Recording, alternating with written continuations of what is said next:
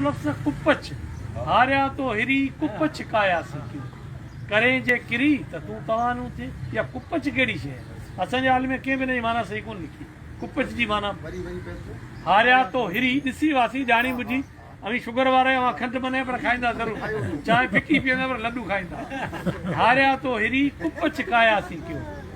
करें जे किरी हाँ माना अढंगी हालत माना तबियत जे मुआफ़िक शइ न हुजे अढंगी हालत माना अढंगी हालत आहे कुपच इहो आम लफ़्ज़ या ॿियो लफ़्ज़ विरान काया माना जिस्म बदन